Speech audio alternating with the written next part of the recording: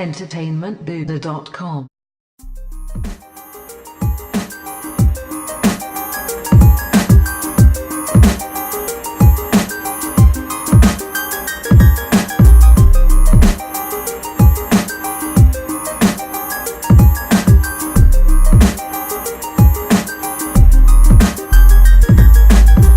Hey now everyone, and welcome back to a brand new episode of Star Wars Time. Woohoo! That's right, Nick and I are back for a new episode of Star Wars Time, which again you can find on the best podcast for Star Wars fans and pop culture geeks, which is hosted by your buddies at entertainmentbuddha.com.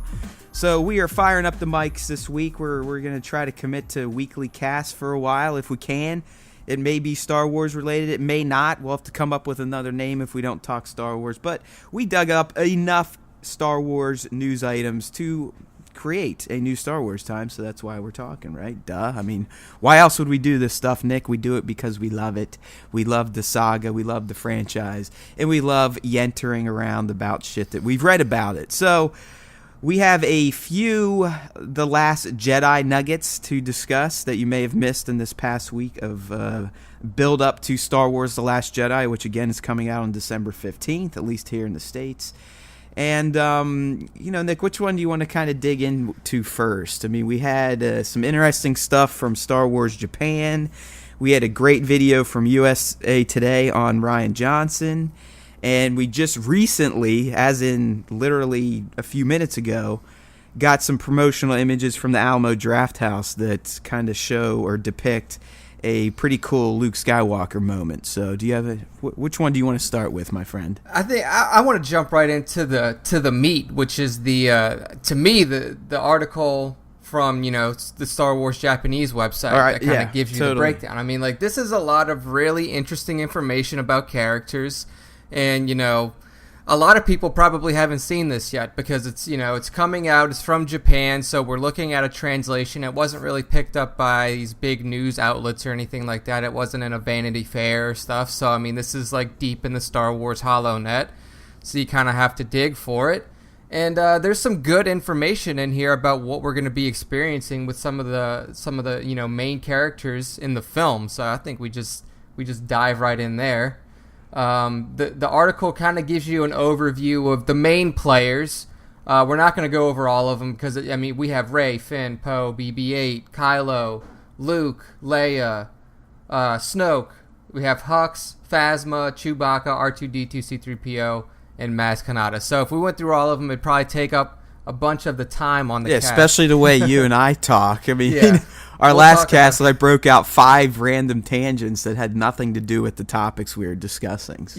So. We would probably talk about one tangent for 15 to 20 minutes, and then we would never get through the whole thing. So let's hit on the ones that, Matt, you identified as the big ones. So where do you want to kick it off? Well, I want to save the big one for last because I think that's where we're going to get the most discussion going, and that's going to be on Poe. So, the one from Rey, I didn't find to be too revealing outside of the last part, which basically says, hey, Rey's aware of her force powers. She went to Acto. She's looking for Luke, blah, blah, blah.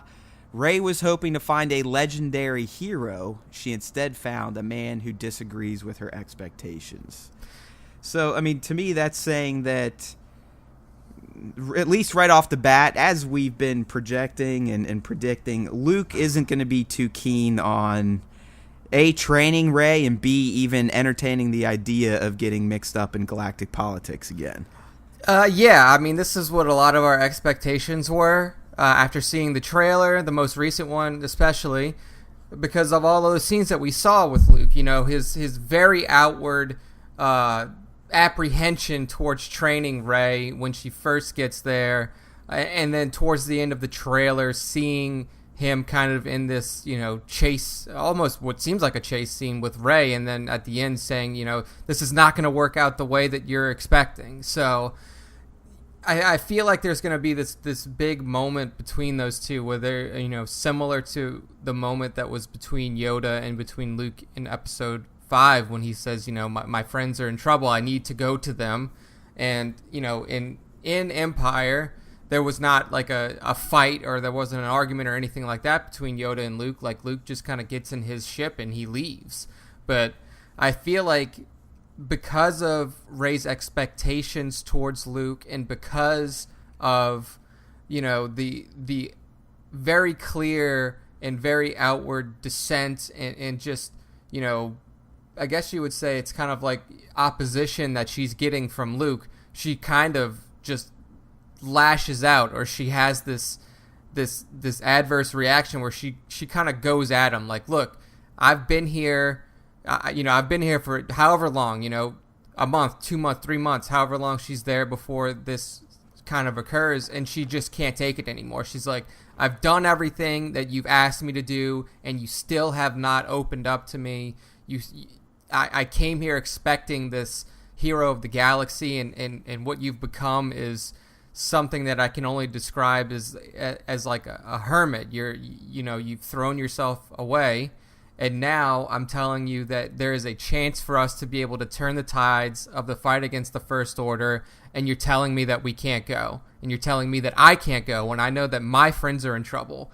And like, to me, that would push her over the edge. Like, after everything that Luke has put her through, she would just fucking would snap. I think you're right. I mean, I think it's going to be a matter of she senses some bad shit going down. It could be, Leia's capital ship being blown up and her being injured. It could be something else. It could be something with Finn, maybe when he gets captured, because we know he gets captured. They've already showed that when he puts on his First Order officer uniform. But I think it could very well be just, it's like, dude, how can you ignore all the shit that's happening? Look, this just happened now. I need the peace. I'm out. And he's saying, no, you don't. It's not going to go the way you think, and yada, yada, yada. And we could talk about this more when we get to the USA Today piece, because there's what I think to be a connection to scenes from the last trailer we saw.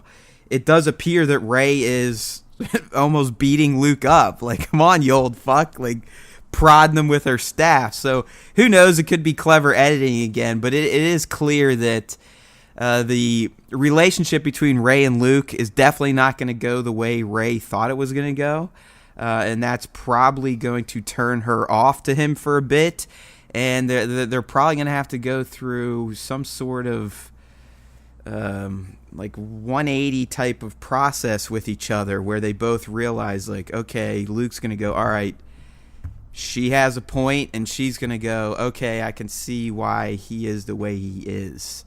And then maybe that's where they, find common ground. Or who knows, maybe it could be like some of the crazy fan theories out there where Luke truly is dabbling in the dark side, and Rey catches onto it and tries to take him out. I don't think that's going to be the case, but it is getting some heat in the community these days, especially after people are starting to tie together that shot Nick and I, both of us, talked about, where she has her Jakku staff. She's wet. It looks like they're probably in that cave, and the way she's angling the staff, it totally looks like it's tied to that scene we saw of Luke laying on his back saying to someone, we thought maybe it was Kylo, but it could be Rey, basically, whatever you're doing right now is not going to pan out the way you think it is. Yeah. I mean, okay, so this is the way that I think about it. Like, I know that the Dark Luke kind of theme has been out there for a while. Even before Episode 8 really started production, I mean, people started talking about Luke Skywalker turning to the dark side and stuff like that. The old EU had threads of that within it. But I mean, let's just look at what we know from this new trilogy so far. If you have read the Episode 7 book, when Rey is standing over Kylo in the forest on Starkiller Base, you kind of get a glimpse into her mindset there, and there is darkness running through her. She's pretty much thinking to herself, like, I could kill him right now, but she kind of suppresses that. So what my expectation of this is not that Luke is turning to the dark side. It's more of like what I just explained, and it's that darkness within her kind of like... She rages up a little bit and kind of loses control. Yeah, so, and that's, I mean, essentially that's why she's there. I mean, she's there for training. She's there to learn how to be able to control not only her Force abilities, but what is connected to them, her emotions, her ability to, you know, suppress the darkness within her. And instead of being able to suppress that, like, all of this frustration that's mounting with Luke and the way that he's acting is actually kind of like bringing it more to the surface. So, who knows? I could be wrong with, like, you know, maybe Luke does turn to the dark side and Rey's like, you know, you can't do this, you can't turn to the dark side, starts to fight him. But I just don't see that happening. I mean, just based off of the facts that we have in front of us and what I would consider, you know, the best possible storyline that both will harken back to the old original trilogy when Luke is on Dagobah with Yoda, and that will, you know, lead to the most logical progressing of the story. I mean, I feel like probably Luke turning the dark side is not exactly what's going to happen, but I could be wrong. Who knows? Yeah, so the next kind of write-up we get that I found to be a little interesting is Kylo Ren, but mostly because it confirms that he suffered great humiliation after Rey kicked his ass, and that it seems like no matter how powerful he's getting in the dark side, it's just not enough for Supreme Leader Snoke. So it sounds like we're going to see a dynamic between these two where Snoke is still kind of goading him like, you're weak, and you're weak because of your ties to your light side, your family. You need to get rid of your mom next, yada, yada, yada. Stuff we've kind of hinted at. But this just confirms that Kylo is still kind of a fucking disaster in his head. Yeah. I mean, he's lacking confidence in himself, even though he is getting stronger in the dark side. But at the same time, his master, if you will, just keeps berating him. And it's a similar dynamic that was between Palpatine and Vader. Not exhibited in the movies, but if you've read comics, Palpatine tortured Vader. Tortured him mentally, was always getting people to try and kill Vader and test him and this, that, and the other thing.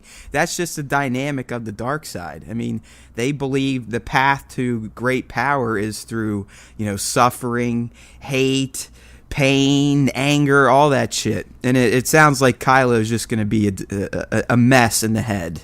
Yeah, I mean, there's no way that he's going to come into this, you know, this film and, you know, move forward into the trilogy with any kind of sense of security around himself with Supreme Leader Snoke.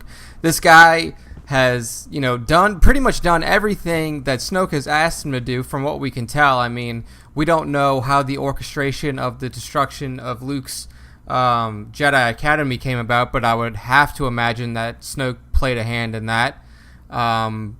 He's killed his father. He's, you know, helped with the building and with the, you know, execution of that massive destroyer that they had with Starkiller Base. I mean, the guy has basically just been Snoke's, you know, like, little slave. Like, do this, and then Kylo goes and does it. I mean, he does, and he just listens and eats up everything that Snoke says. You know, if you kill your father, you're going to become stronger. If you do this, then, you know, you're progressing on your path to the dark side. Well, I mean, he's using the same tactics Palpatine used on Anakin. I mean, he's promising him the world at the expense of his soul. I mean, he's basically like, well, if you do this, then you'll get that power. And it's like, okay, he does that, but then he goes, well, actually, you need to do this to do that. And that was like Palpatine holding over Anakin's head, that he can teach him how to resurrect people from the dead, which he never could do. He just knew that that's what Anakin was searching for, and he played upon it, and it worked. Yeah, I mean, it's holding an unattainable goal over somebody, and in this case with Kylo, it's, you know,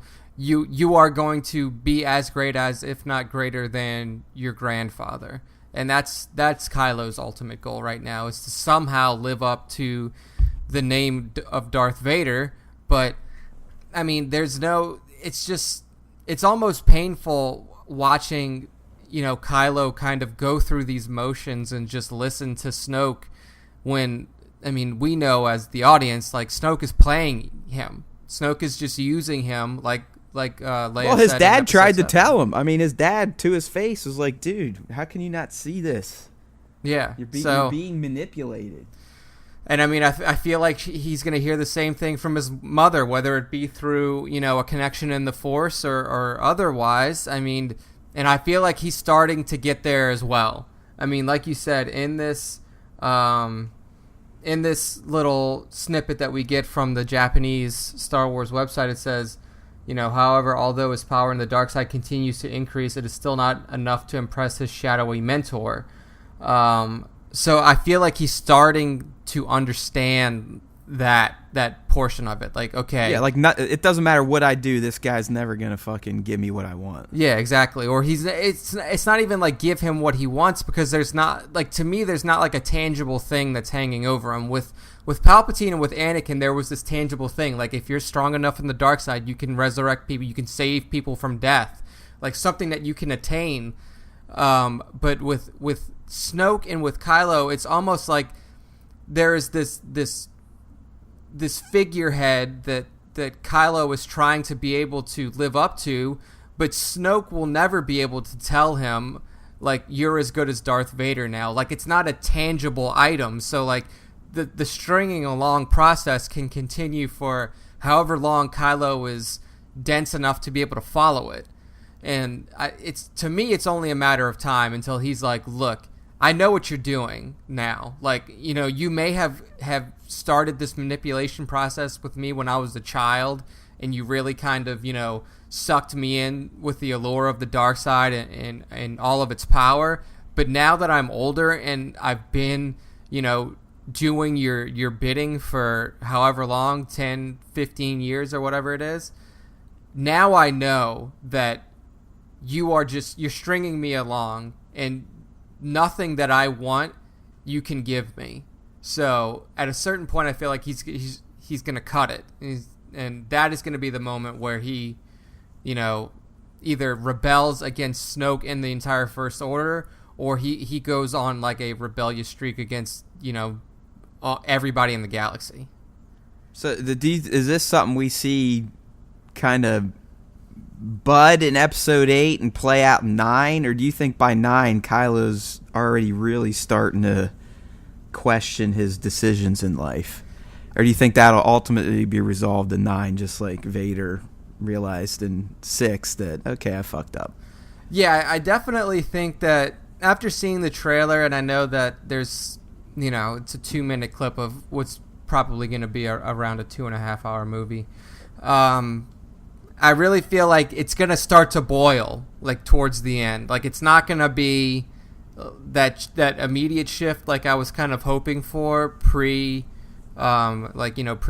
of all of the trailers and everything like that for episode 8, where my initial thought was, like, he makes the turn in 8 back to... Well, again, we can tie it back to Empire, like we're guessing this film will follow. If you think about towards the end of Empire, what happens? We get the biggest revelation of the saga, which at the same time, even after Vader chops his hand off and this, that, and the other thing, what do they start doing? They're able to start talking to each other through the Force. And I think those are the moments there where Vader is already starting to, he didn't outwardly say anything in Empire. Like, he was still pretty pissed at Luke and was hell-bent on trying to take him out. But I can think after he realized Luke made it off of Bespin, and he was reaching out like father, and he's like son. And I think that those are the moments where the seeds were planted for 6, for Vader's ultimate return to the light side. It was that connecting with his son, letting his son know that he is his father, and his son accepting that, and his son actually reaching out after his dad just tried to kill him and say, come on, dude, why are you doing this? Yada, yada, yada. Yeah, I mean... And it could be a similar way in 8, where towards the end, Kylo's going to be making these revelations. Maybe it's to Rey, like, hey, you're my sister, this, that, and the other thing. I mean, who knows? I just...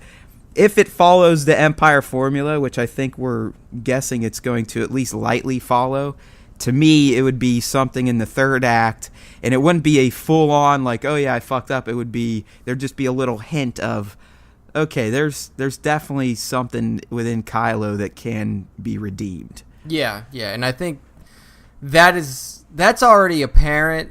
I really think that's already apparent to most people watching these films.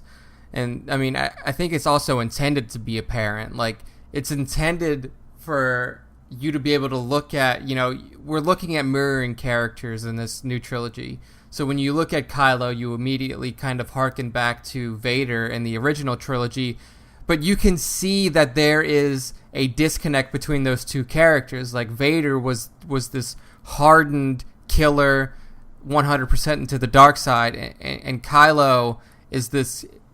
I mean, he's not a kid anymore, but he still has this innocence within him, where really he's only striving to live up to the reputation of a family member. And honestly, that family member through the Force can simply reach out to him and say, like, hey, you're going down the wrong path here. Now, is there going to be a simple plot device like that in a movie? More than likely not. But, it's that clear disconnect. Yeah, I mean, you're Vader right, though. Kylo. Why do you think... I mean, there have been rumors that Hayden could be an 8, right? I mean, he came out of the woodwork for Celebration. Yeah, I mean, there was people the are like, voice well, why line. that's kind of odd. Like, why is he now just coming back to the saga, this, that, and the other thing? I mean, honestly, but why hasn't Anakin just said, hey, fuckhead, what the fuck are you doing? Quit fucking praying to my helmet, you dipshit. Like, yeah, you see, we know he can take corporeal form. I mean, we know Anakin can be a Force ghost. And you see, I wonder if it is like just the way that connection functions within the Force. Is it like, does the person that you're appearing to have to be open to you, speaking to them? Do they have to, like, or something like, if whatever, if Obi-Wan's Force ghost wanted to show up in front of Vader, would that even be possible? Would Vader even allow it? Like, would he sense that connection coming in the Force and then just shut it out? But with Kylo, you would imagine that, like, if he can, he hears a Force ping from Anakin Skywalker, he would probably, let that connection through. But, I like that Force ping. Yeah, I mean, I'm not. Like, he gets a tweet. Yeah, he's got his Force device. He feels the vibration, looks at it. Anakin Skywalker, you figure he'd pick up the call. But, yeah, I'm not sure. I'm not sure to, why that hasn't happened yet. I don't know if it's like... See, I almost think that there's no way it's going to happen, or it would have happened by now. It's almost like you're saying, where because of the choices Kylo's made, that he's not even receptive to... a light side Force ghost appearing, or maybe Anakin's just been hanging with his son and watching over him and seeing what the fuck Luke's doing and wondering what the fuck's going on. I don't know. Or maybe Anakin just fucking retired and he's hanging out with Qui-Gon. Yeah, because it's not like Qui-Gon fucking showed up to help people in the original trilogy. It's very true. I mean, it could be that. I mean, just if we think, or they're just leaving it out altogether. Just let's fucking let Kylo forge his own shit. And yeah, I mean that would really Luke's be turn like to redeem him and not. That would be like the biggest kind of plot device to drop into a movie to like get to an easy resolution. It's just like literally the person you're trying to become just talks to you and says like, "Hey, it's not what I would want you to do." That's what I mean. It would just be too convenient. So yeah, I mean, but who knows? Maybe it's not even that Anakin just comes out right and talks to him like through a Force connection. Maybe like he starts to hear these things. Maybe he starts to hear Anakin's voice, but it's not like Shades of the Past when his fall was happening. It's kind of like maybe like an internal monologue, like regrets or something like that that's coming through. And it's not really an active connection, but he's starting to tap into what Darth Vader's life was like after the initial fall, and then after, kind of having to come to this acceptance that this journey to the dark side was not what he expected and did not give him what he was promised. I mean, anything's possible. I mean, like you said, Hayden Christensen coming back into the fold. We talked about a story probably a month ago or so, maybe a little bit longer, about a voice line from Hayden as Anakin being included in the Star Wars that's theme right. parks. That's right. The Force tree thing. So, I mean, it's possible that we do get a moment like that. But it's also, I mean, like, just because Anakin shows up to him and says, like, hey, guy, you're not doing this right, doesn't even mean Kylo has to listen to him. I mean, Kylo could just, ignore it. He could say that, this is the Anakin Skywalker before you were shown the light and became Darth Vader or something like that. Yeah, there you go. There you go. You just solved the problem right there. I think you're 100% right, because his whole life, Snoke has basically said, like, and isn't this out there that basically, like, Darth Vader's story is considered tragic to Snoke, like that something went wrong where Darth shied from the path of the dark side, and he's kind of using it as an example. I mean, or am I making that shit up? I mean, it's probably been out there. I can't remember specifically. I thought, like, in some of the lore that he's been teaching little Ben, it was basically about his grandfather and how the shady Luke Skywalker manipulated him into being good again, and that's why the Empire fell, and it was horrible. It's all Luke's fault. Yeah, like, basically setting up Luke as the Darth Vader and Darth Vader as the Luke. Yeah, exactly. So, with that mindset kind of instilled within him, then it would be easy to dismiss this, this ghost whatever, of dude. Anakin. Whatever, Anakin, my real grandfather's Darth Vader. Yeah, and I mean, that's also kind of explains why Snoke has kind of sent him on this crusade to kill his family, because the ultimate turn for Vader coming back to the light side was his inability to let the Emperor kill his son. So now, Snoke identified that moment as kind of the turning point. So now he's sending Kylo out on these missions to, Vader was not able to kill or to allow his son to be killed, so you have to do what he couldn't do. You have to kill whatever connections that you have to your family. You have to kill your father. You have to kill your mother. Yeah, no, it's starting to come back to me now. It basically was along that lines. Like, listen, Vader had one moment of weakness, and it cost us everything. You cannot have that. And like Nick said, the only way to avoid it is to remove all of your loved ones, anyone you're related to, anything that could possibly trick you into being good. Yeah, I mean, it's going to be... Right. Yeah, it's going to be a... Wait, I mean, we already know Kylo. I mean, all this shit, it's all about Kylo, Finn, Rey, Poe. Yeah. I mean, these are the big people. These are the Lukes, the Leias, the Hans, the Vaders. So moving on, Nick, let's go to another one I wanted to talk about. And this one's kind of interesting because it confirms that we're going to at least see and hear from this character in The Last Jedi, and that's Maz. So basically, it describes Maz as, she's lost her castle. She's now forced to take a more active role with the Resistance, and she's doing that by using her ties to the criminal underworld. So it's pretty much hinted at, and I think we've heard this before, but she's going to be the one that essentially provides the information on DJ to Finn and Rose. She's the one that's going to make that connection between these two. For whatever reason, we figure since DJ's a hacker that they probably need him to help them infiltrate the First Order. So it seems like Maz is going to kind of play the Godfather role based on her ties to the Star Wars Mafia. That, all right, I know this guy, this seedy dude, he's the best out there. Finn and Rose, this is who you need to talk to. Here you go. Yeah. I mean, it makes complete sense. I mean, Maz has pretty much just been taken into the fold of the Resistance now, like you said, after the destruction of her castle in Episode 7, and then just the link that she has to the members of the Resistance, not only to, we know that her and Han had a connection. Her and Chewbacca are, obviously there's some sort of fun connection between those two characters. And then I'm sure she is also very close friends with Leia. She referenced that when Han was at her castle, kind of the strained relationship between those two. So it makes sense for her to kind of go into the fold, help the Resistance in any way that she can. And like you said, she's basically a criminal. I mean, not even a criminal, but like an underground kind of mastermind. Like she knows all of these people who can get things done in not the most legal of ways.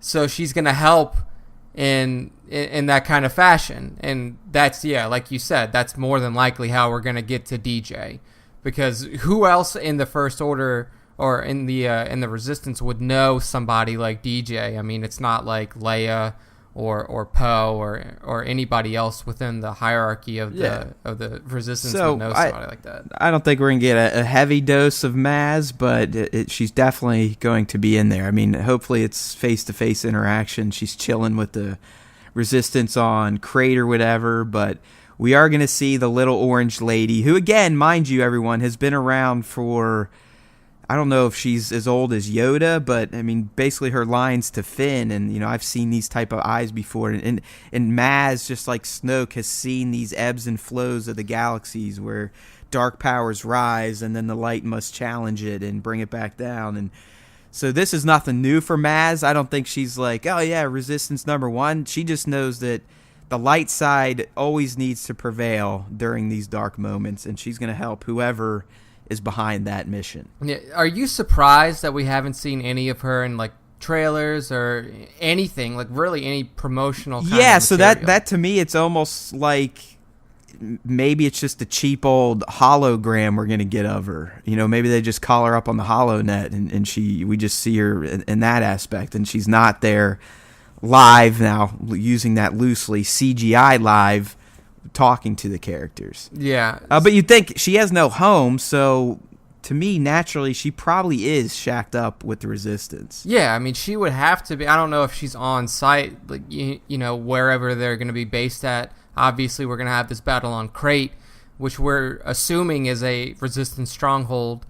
But to me, it's kind of weird, because I don't know if the character of Maz Kanata was initially meant to play a reduced role here.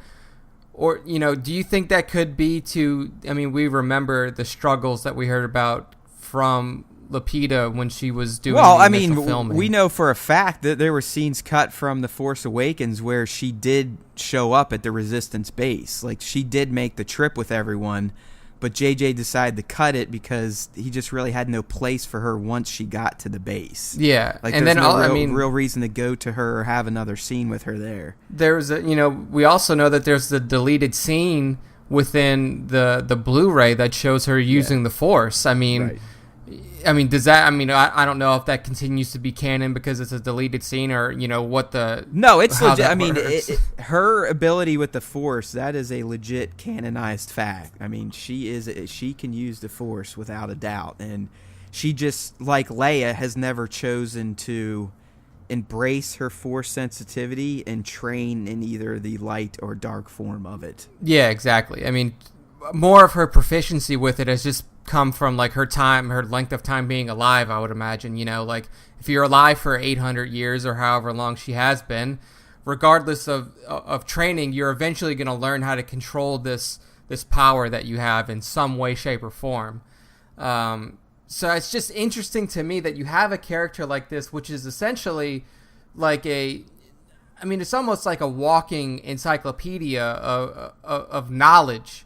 That could be the gaps that could be filled in with conversation with this character, and she's kind of being, I don't want to say she's being ignored, but she's being underutilized, and I don't know if that's because of missed expectations on the side of Disney, if they just didn't feel like her character hit home, or if they want to. I don't know. It's not a money thing. It's not a money thing. Oh no, they'll pay the fucking animators to digitally paint her and create her.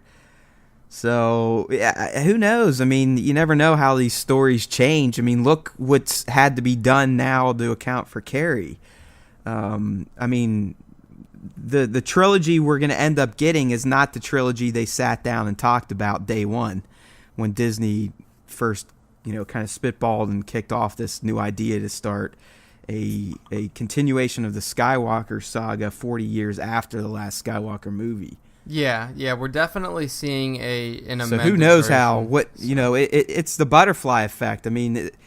one scene being pulled out in The Force Awakens could potentially ripple all the way into Episode 9 in terms of developing a character or how they're used. Yeah, it's very true. Very true.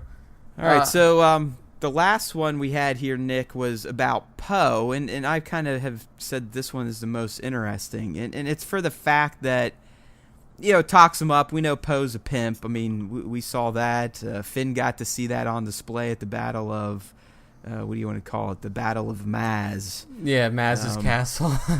But the most interesting statement here is, but while he is brave and a skilled pilot, both the First Order and the Resistance alike are starting to fear his dedication to the war effort. The key word being fear. Like, how can his own people fear him? And Nick and I were talking offline. It's almost like he's going to become too aggressive at a point, probably as in retaliation to a major attack. Maybe it's having his Black Beauty blown up, or maybe it's the idea that Leia does get egregiously injured. But it sounds like Poe's, he might be a little bit of a hothead, if anything else. I mean, it's clear why the First Order is scared of him. I mean, he fucking blew up Starkiller Base by himself. He took out probably, 20, 30, 40 TIE fighters just in The Force Awakens alone, let alone all the other shit he's done with his pilot skills.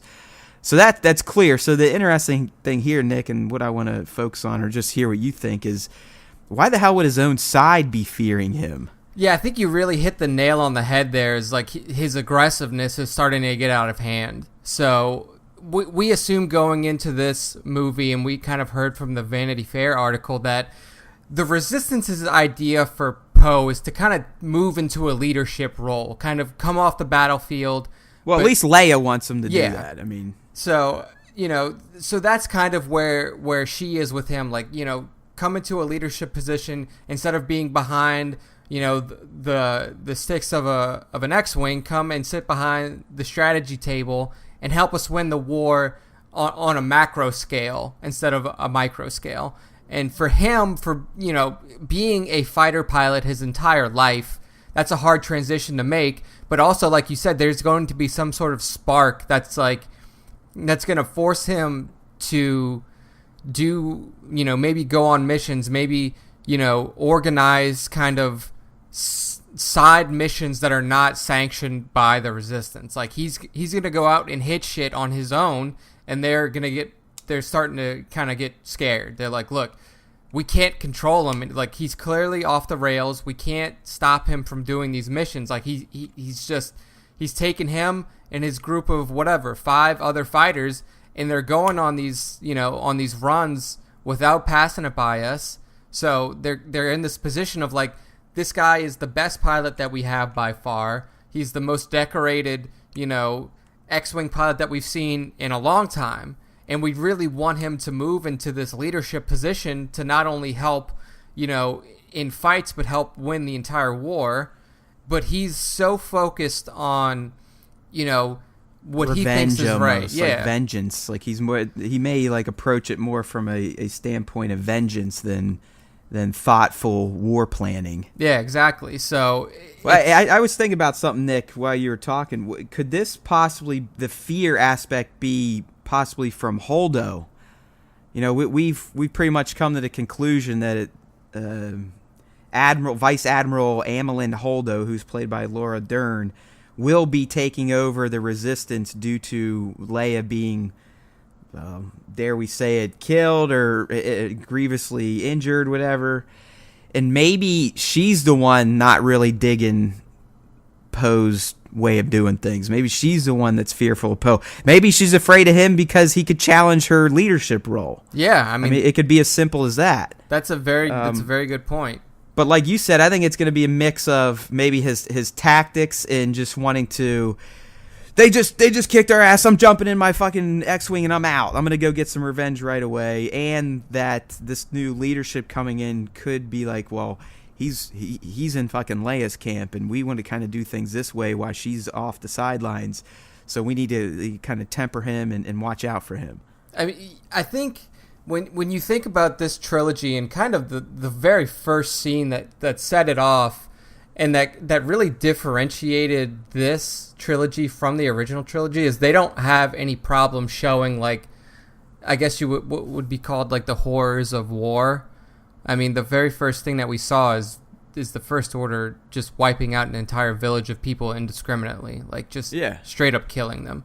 So maybe it's gotten to a point to where that, you know, that level of destructiveness and that amount of hate that Poe is up against in the First Order is starting to get to him, and he's like, the only way that we can combat this hate is with, you know, ruthless thinking, for lack of a better term. Like, we have to be as ruthless as they are, and the only way to do that is to hit them where we know it hurts, you know, whether that is going after civilians or something like that. But I mean, the point that you brought up about Holdo is an excellent point. I mean, we already know from the Vanity Fair article that the relationship between Holdo and Leia is not what you would call amicable. It's a strained relationship. It's contentious.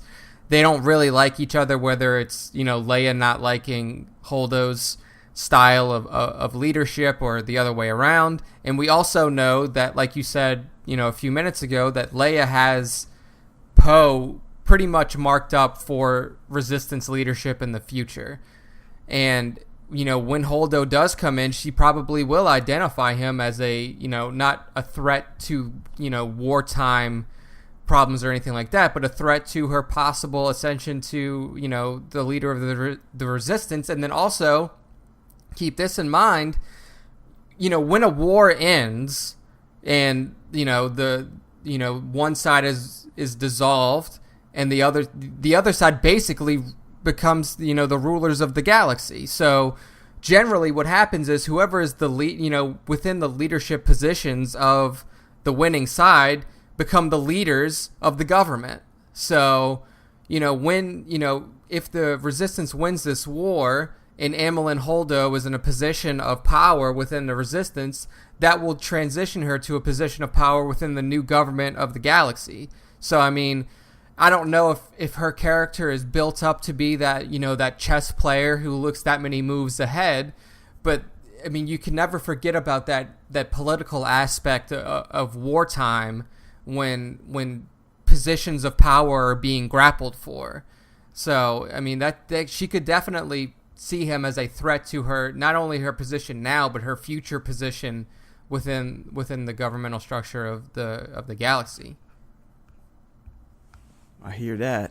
All right. Well, I mean, I think that, like we said, you could look it up. I mean, it's out there. Just search Japanese Star Wars site. I mean, they provide brief descriptions for all the main characters outside of DJ and Holdo, interestingly enough. So those two are still kind of shrouded in secrecy, which I like.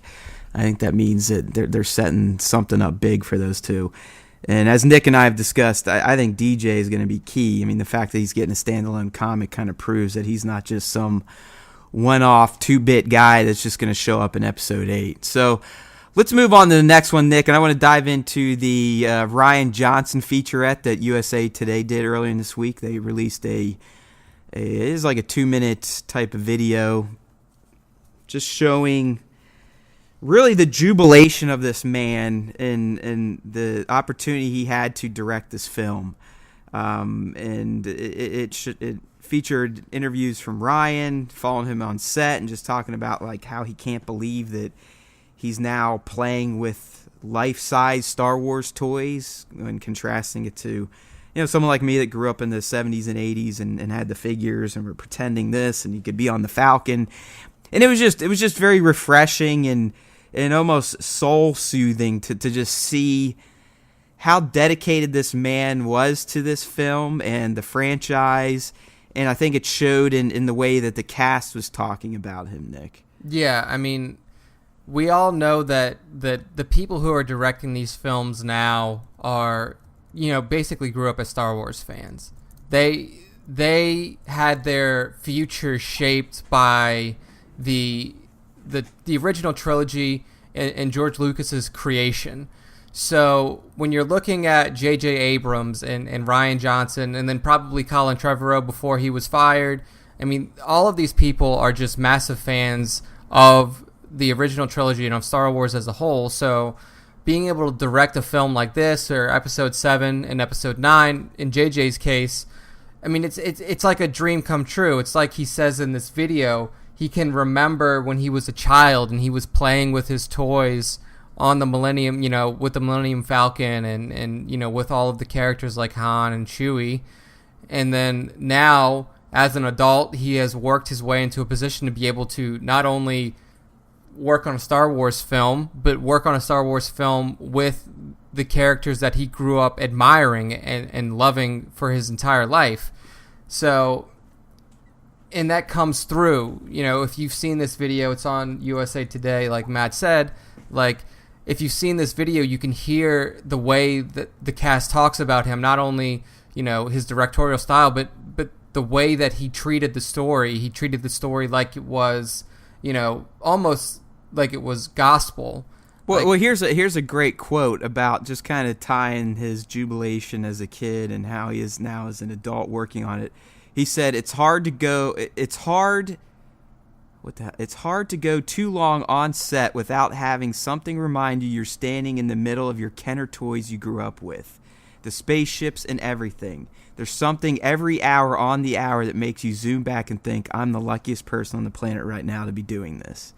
And I would have to agree with Mr. Johnson. Yeah. I mean, I couldn't even imagine what that feels like. Oh, yeah. I mean, that's a dream for every Star Wars fan, for you and me, for, all the people listening to this podcast, and to all the Star Wars fans across the globe. I mean, we all dream of being able to be on that set and helping in some small way create the thing that we've all grown up loving. I mean, even at the end of the video, another good quote from him was, this isn't direct, but it's pretty close. It's like, pretty much directing this movie was, you had oh shit moments like, oh my God, I can't believe I'm doing this, and then moments of concentrated, hard work, and then back to the oh shit moments. I can't believe I'm directing Star Wars again. I mean, yeah, it's like you said, like you've been saying about Rian for a long time now. Like, this guy is about as genuine as you can get, as a person, and it seems like that really resonated with the cast, and that really resonated with the crew and everything like that. And we're gonna see his genuine love for the franchise kind of come through in the movie. And I mean, even one of the lines from Carrie, again, this is in the video. It's not a direct quote because I'm not listening to it at the moment. Oh, I have it. Oh, you have it? Okay. Yeah. Hit him with that, because I think that was brilliant. Yeah, it's just amazing. It shows you the just the grace, the intelligence of this lady. I mean, yes, she had her problems with substance abuse and mental illness, but I mean, just a fucking deep thinker and a true... just a professional. Like, just the way she worded this. Basically, everyone's talking about working with Rian and how great the experience was. And Carrie Fisher, deadpan style, just says to the camera, he has flaws in other areas. I just don't know about them. Basically saying she finds this man to be flawless in how he approached The Last Jedi. And everything about it, the way he handled the story, the cast, the shoot. It was perfect in her eyes. Yeah, I mean, that's... But without coming out and saying Ryan's perfect, she still basically jabbed at him, saying, I know he has flaws in other areas of his life. She just doesn't know about them yet. Oh, yeah. I mean, it's the perfect Carrie Fisher wit. Her, her signature style. while smacking at the same time. Exactly. I mean, ever since Carrie's passing, we've, Mark Hamill has made sure to, let her memory live on through not only his social media feeds, but, just through the internet all the time. And, like, that's one thing he always brings up when he's talking about Carrie, whether it's in 140 characters or in longer style, pieces, that the wit was always there, no matter what. Like, you could be in the middle of a very serious scene, but as soon as the clapper went down and cut was called, the wit was there.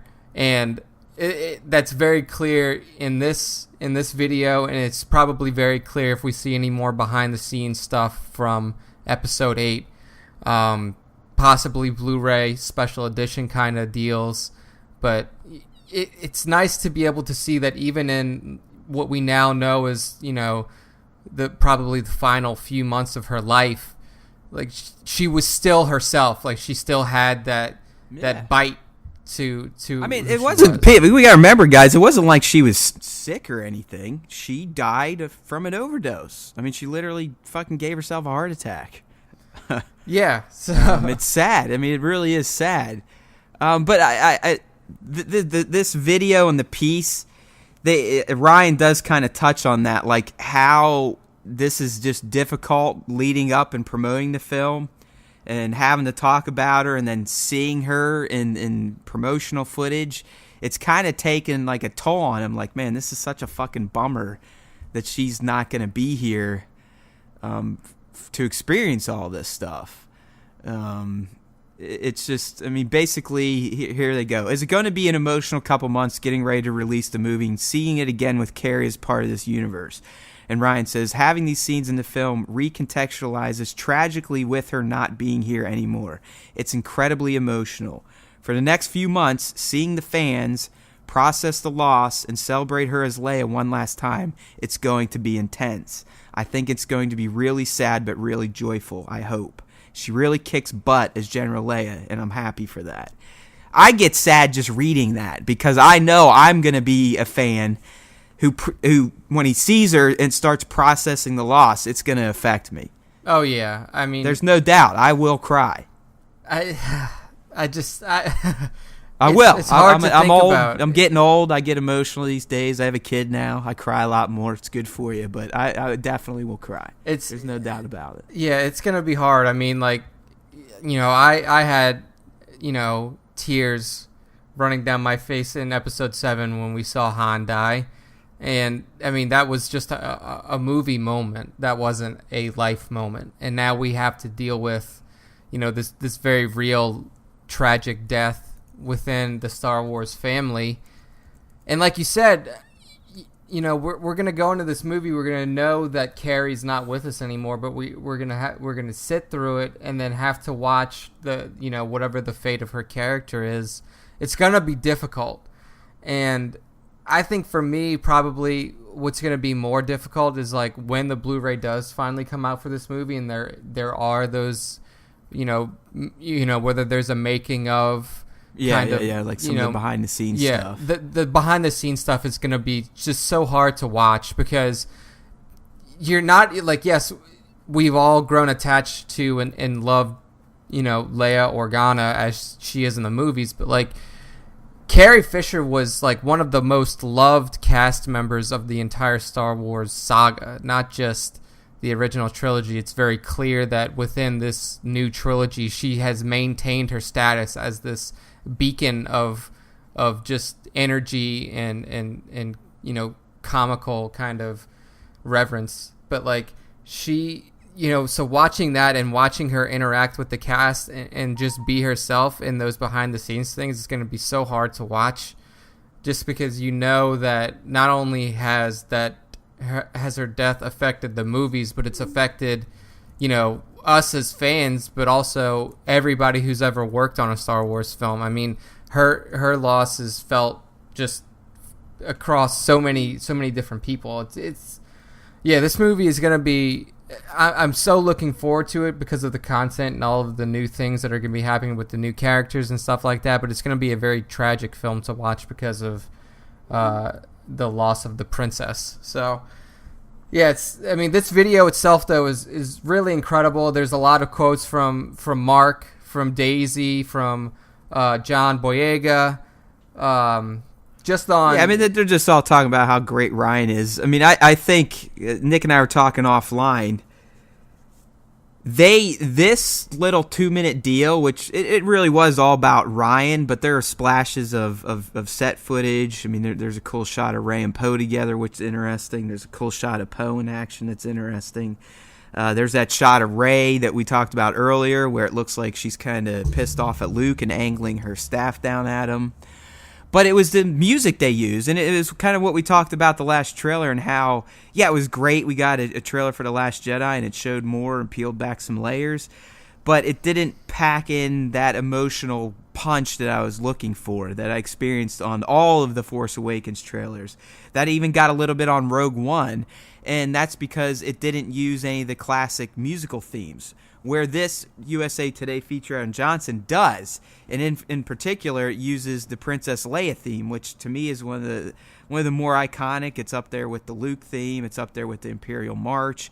I mean, if you're a fan and you hear it, you'll instantly know who it's about. It'll take you back to a moment in your life. It will remind you of the times when you were watching the original trilogy and the emotional impact they had on you. And it just goes to show the power of John Williams with this franchise, that his classic tones and themes missing from a trailer actually made that trailer have less of an emotional connection with people like me, where they throw him in a featurette about the director and I almost start weeping. Because A, it's about Princess Leia, Carrie Fisher, and they're showing her. B, it's just that damn theme that just always takes me back to being a kid. The music is the biggest part of Star Wars to me. Like, obviously the storytelling is incredible, but without it's not music, the same. I mean, without John Williams, Star Wars is nowhere where it's at these days in the lexicon of pop culture. No way. Yeah, it's not even close. I mean, I've never watched a movie where the musical score was equally as important as the characters on the screen or the story that's being told. I mean, it's just his style as a creator of music is so impactful. I mean, like, even like we always gripe about the prequels, but like I'm going to tell you, in episode 3 and then throughout, other moments through the prequel trilogy, his scores really elevated those moments. Like, if John Williams didn't put together the music for the prequels, they would be far worse than what they already are. But like, just the Duel of Fates is probably the best theme that came out of the prequels, at least to me. Oh yeah, it was excellent. But then even in episode 3, when we see after Anakin kind of makes his initial fall, Mace Windu is thrown out the window. He's dubbed as Darth Vader. When he's walking we get the overhead shot of him leading in a group of troopers into the Jedi Temple. That theme that plays there, like, that is such a powerful theme. And I mean, like, I can hear it in my head now, and it's just such a great piece of music that just elevates that moment even more. It's like, you witnessed the fall of one of, what could have been one of the greatest Jedi to ever live to the dark side, and now he's on this death march to kill the future of the Jedi Order.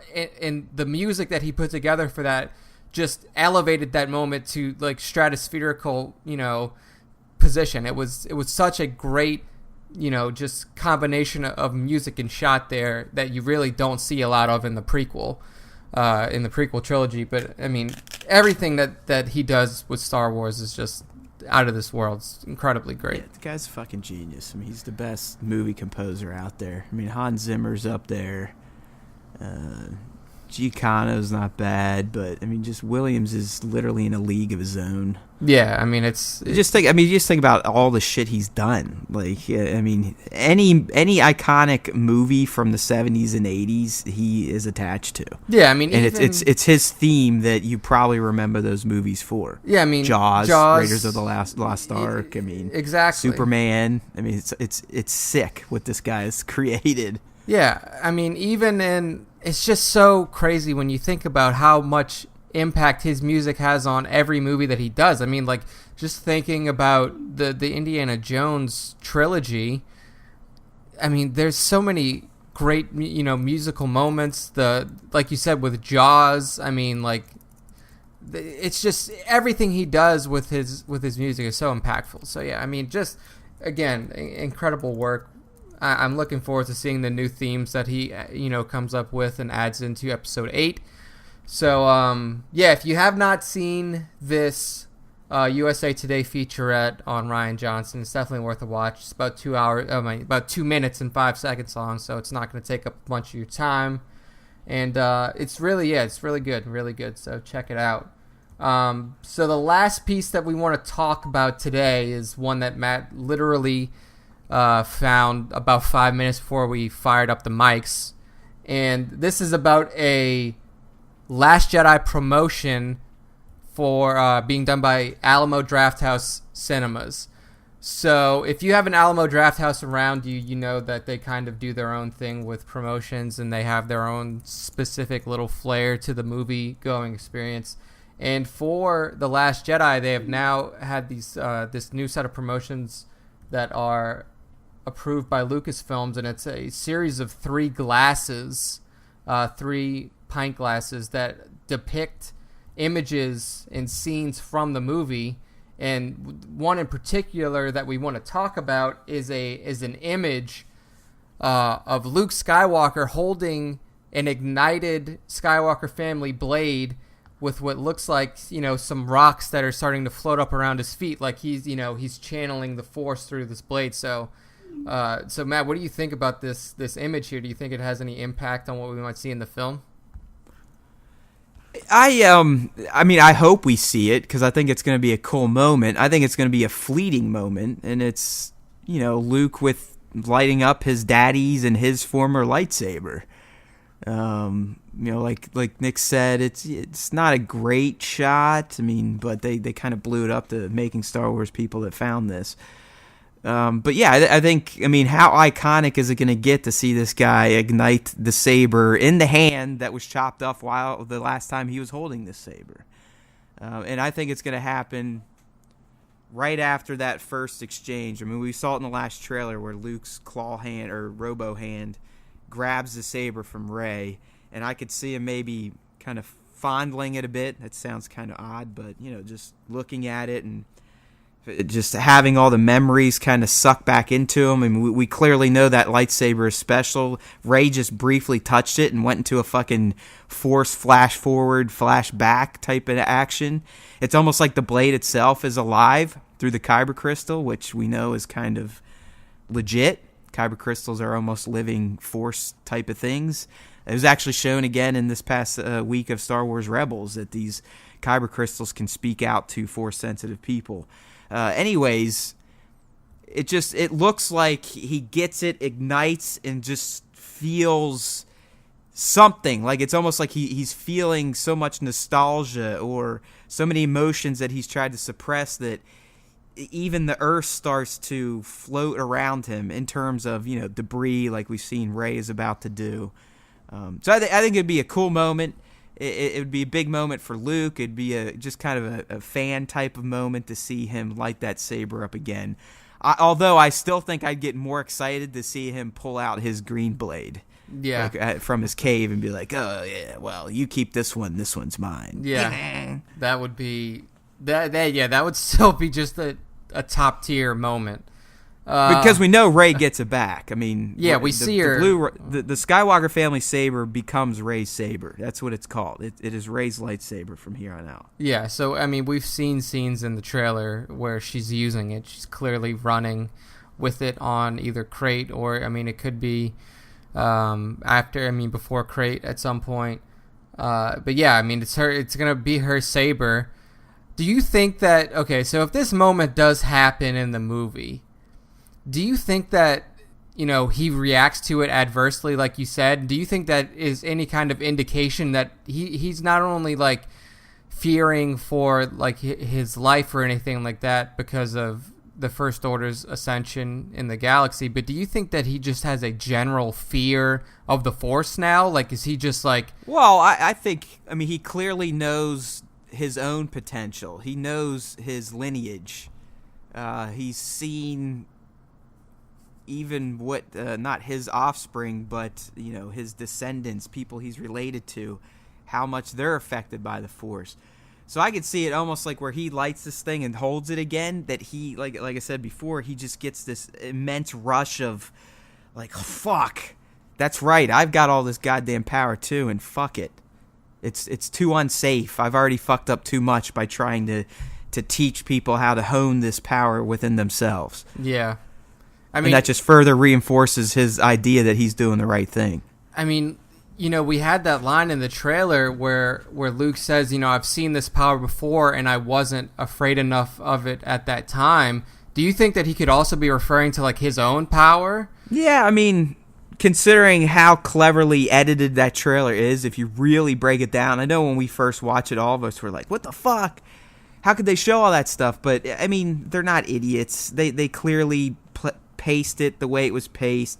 They put certain scenes together with dialogue on purpose, and they also cut into other scenes from previous scenes on purpose. So who the fuck knows, man? I mean, all we know is that Luke is not Luke from Jedi. He's clearly jaded. He doesn't trust in himself anymore. He doesn't really trust in the Force to guide him. That's why he went on this pilgrimage. He felt like he had to go to the root of it all to figure out what the fuck went wrong, I'm assuming. So it still goes back to that piece I did and we talked about in the last cast. I believe there's going to have to be some major event that's going to snap this guy out of it. Yeah, I agree. I 100% agree with you because it doesn't seem like he is in a position to go willingly anywhere. Like he's not leaving Acto unless he's forced to, quite literally. Because like, I mean, what we're assuming with this new little clip that we've seen of Rey from the USA Today thing with her kind of, standing over Luke, or what we assume is standing over Luke with her bow staff, like he's not moving regardless of what's happening. It doesn't matter if Leia's capital ship got blown up and she's in the ICU at some resistance base off site. Like he's not going unless he is literally forced off of that island.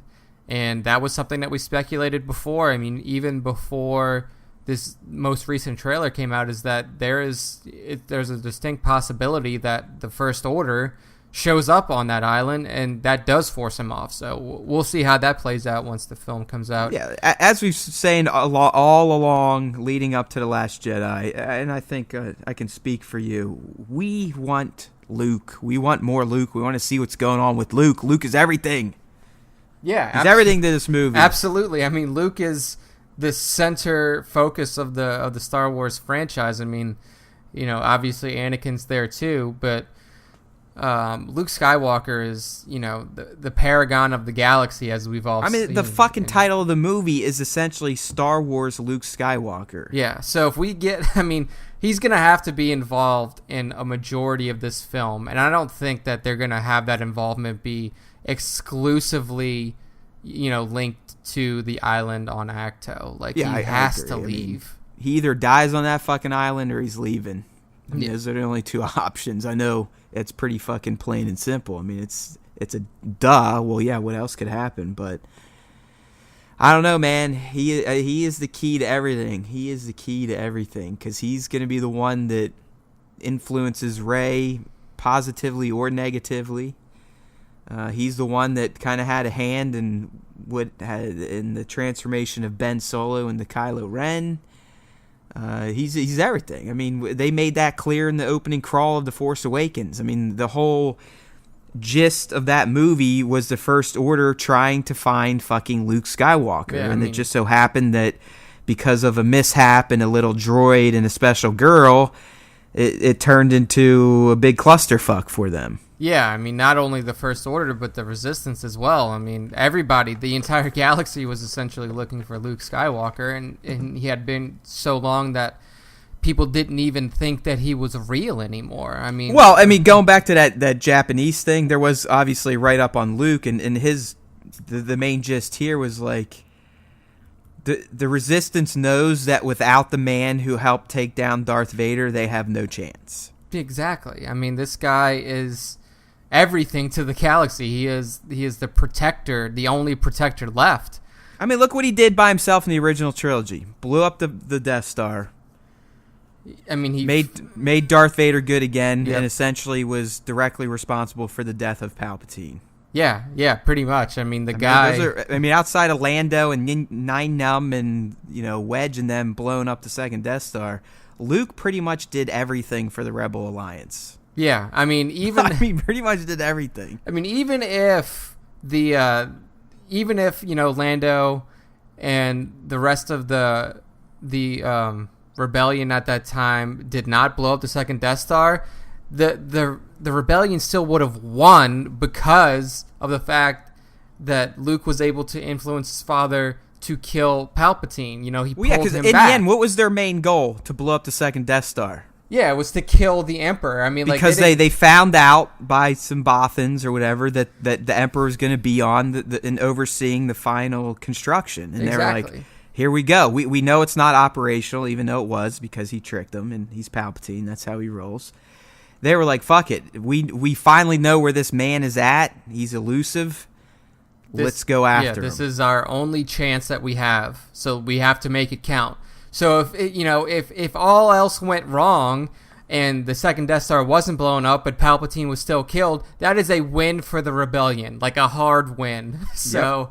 I mean, that would have ended the war anyway. It doesn't matter if the Death Star wasn't blown up. Having Palpatine dead was the end of the war, especially with Darth Vader, kind of moving back into a position of away from the Empire towards the light side. Darth Vader essentially killed himself. Yeah. I mean, he knew very well if he picked him up and it electrocuted his suit, he was done. Yeah. He was fried. There was no coming back. So, I mean, from that. he ultimately sacrificed himself, but all the credit to me still goes to Luke. I mean, Luke's the one that showed his father that there's still good in him and that he can be redeemed and he can still do the right thing, even though that Vader, by this point in time, probably thought he was so far gone and did so many atrocities that nothing he could have done could ever have redeemed himself in the eyes of his kids and the Force. Yeah, absolutely. So, I mean, I think all right, man. We've hit everything for this. Yeah, the only other thing I don't want to get into, because we've already done our usual, we're well into an hour at this point. But people, if you're not watching the final season of Star Wars Rebels, you are missing out on very key canon-based information leading into Rogue One. This last two-part episode, I did a video on it. I would love for you to go check it out. It's on youtube.com/entertainmentbuddha. But I essentially said that the latest episode of Star Wars Rebels was a Rogue One prequel. I mean, we got heavy doses of Saw Gerrera. We heard the names Director Krennic. We saw the Death Troopers for the first time in the show. And it was just great. I mean, it was great. Saul basically comes in and you find out why Mon Mothma and the other rebel leaders are like, by the time we see him in Rogue One, are like, yeah, fucking Saul's nuts. I mean, they showed why that happened. We got to see some of the massive kyber crystals that were being sent to the Death Star. It's just fucking great shit, my friends. So if you're not watching Star Wars Rebels final season, it is completely shaping up to funnel, I believe, all the way up to Rogue One, and possibly, I think it would be awesome if they showed in the cartoon the Ghost and everyone else leaving Yavin 4 to go join the Battle of Scarif, and that's how it ends.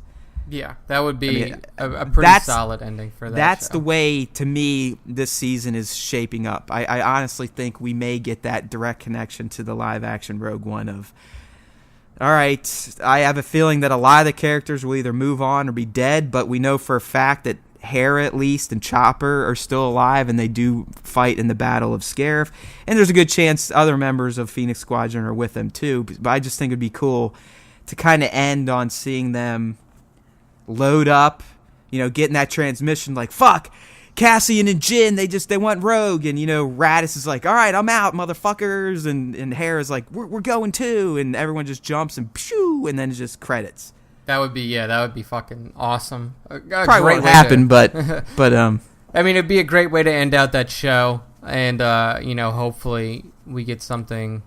Well, just to reinforce the importance of these cartoons to the overall saga. I mean, at this point, you can't escape them. You are getting meaty canon in this cartoon. Oh yeah, when you have 5 seasons live action film of when you have 5 seasons of content, Star Wars content coming straight from the creators, it's not something that you can easily ignore. So people's got to get on the hype train. Monday nights, my friends, they literally play it almost all day Monday, starting at the wee hours of the morning. You can also watch them for free on Disney XD.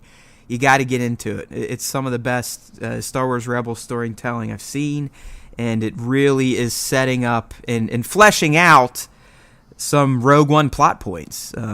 Two Tubes makes an appearance. I mean, how can you not get excited when Two Tubes shows up?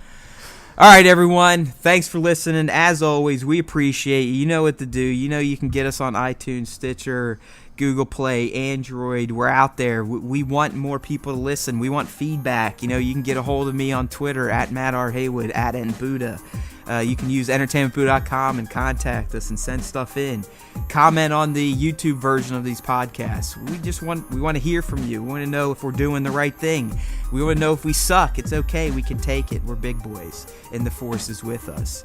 And as always, may that same Force be with you.